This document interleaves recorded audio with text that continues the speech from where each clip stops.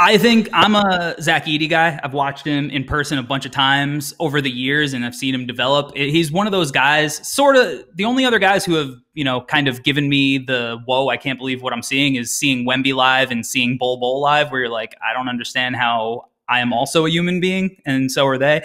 Zach Edey's like that because but obviously the opposite, because he's so thick and massive that you're like, he's not supposed to move like that.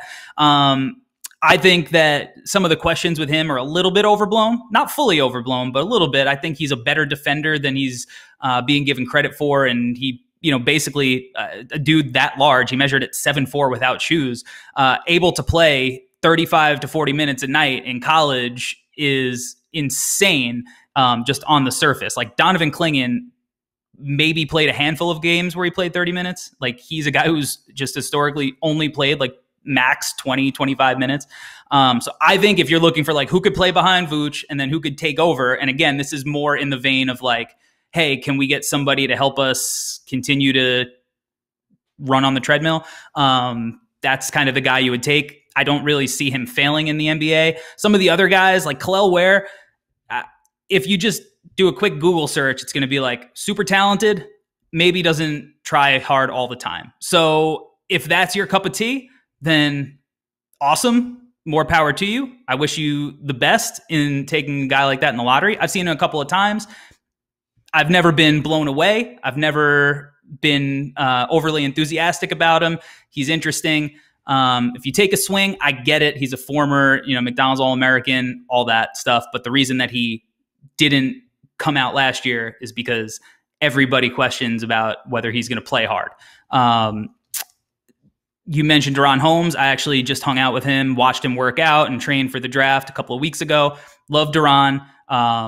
Awesome personality, really fills up the box score, can shoot the crap out of the ball now. Like that's something that's going to be a part of his game. He reminds me more of like a Bobby Portis kind of player. And that's the kind of role that I see him fitting. Now, he might not punch anybody in the face in practice, but he's a little bit nicer of a guy, but he's at least a guy who is able to do a lot of interesting things on the basketball court. Again, more of a complimentary piece. Missy, a little raw for me. Not exactly my favorite. Filipowski's interesting, but more of like a power forward. He's at times you're going to be like, oh, maybe he looks like Lauri Markkanen a little bit. And then you scale it back and you're like, maybe we should try to aim for like Kelly Olynyk. But he's a guy that I do think is at least going to be a good NBA player. So not a lot of the bigs like make me overly enthusiastic about taking them in this draft outside of maybe Clingan and Sarr. And even those guys have question marks. I mean, by the way, Bobby Portis is out here catching strays. We love our guy, Bobby. I mean, okay, that was a great rundown of most of the bigs projected to go first round. I do want to just quickly loop back to Edey. Because you can count me among his skeptics as far as whether or not his NBA game will translate. Like, there are a lot of Bulls fans who want him, and then there are a lot of Bulls fans who are like, Edey at 11? Hell no. I feel like he's very polarizing. Yeah. Sometimes we like to tease our pal Stacey King about his catchphrase, one of his catchphrases, it's a simple game, when the Bulls are operating out of the low block. And you're like, yeah, it was a simple game when you played in 1992, Stacey. The game has changed.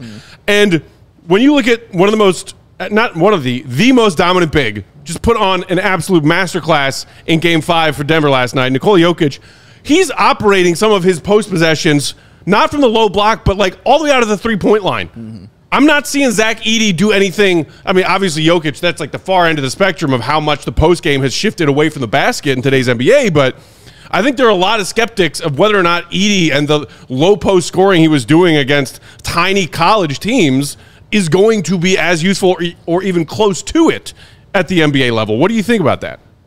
I mean, look, I agree with that sentiment, but I will say he's also a 100th percentile lob threat. If you go on Synergy, like he is an insane screener, one of the best screeners. If you're looking to get a guard open, you need a good screen set. He's a huge dude who makes contact. He's hard to get around. And when he does, all you got to do is throw it in the air. He is going to finish it. The other thing, like, I wish that his playmaking, if his playmaking was even like a touch better, you're talking about like he's the #1 pick in the draft, right? Because you could talk about like, creating open threes through like drive and kick. If Shaq was in the draft, those threes would be created because you would have to put 4 guys on him. I don't think that Edey is going to have that defensive attention at the next level like he had in college. If you watched him in college, there were always 2 to 3 guys in his area, in his space. And he's gotten better as a playmaker, for sure. He's got a positive assist turnover, all that, good assist percentage, but he is a little bit slow sometimes to recognize because he knows that he could just turn and go over you. Obviously, guys are bigger, but he's also not going to have 3 guys draped all over his back. If he does, he is going to be able to make kickouts to, hopefully, for Chicago, more high-level shooters. So I think that if you look at a guy who's going to be able to do the things he's great at for short spurts, but then also does have this other ability to like set a good screen and serve as a lob target too, I think he's a little bit more interesting when you don't just look at him of like, hey, at Purdue, he was this guy who just, got 1,000 post touches. Like he has more to his game, and I think he can adapt that in the NBA, if a coach gives him the opportunity to do that. And I think that they will, because I think it's going to be pretty hard to keep him off the floor. This is not a Boban scenario. Like I don't think Zach Edey is going to be guarding Kyrie Irving on an island. Not too many people can, right? Like he will struggle with certain matchups, but like he's a drop big who has a 7'11" wingspan. And if you watch some of the NCAA tournament games, you saw that like he's pretty good in that drop when he's able to actually go hunt blocks because it's the second half and now he doesn't have to worry about foul trouble. So I think he's a little bit more modern than he's given credit for, but I understand the skepticism because if a team is just like, hey, we're going to throw the ball to you in the post a million times, it's probably not going to lead to winning basketball in an age where you need to hit more threes than the other team to, get to the playoffs. So, but he's a good player, and that's valuable in this draft. We all silly like the mayor.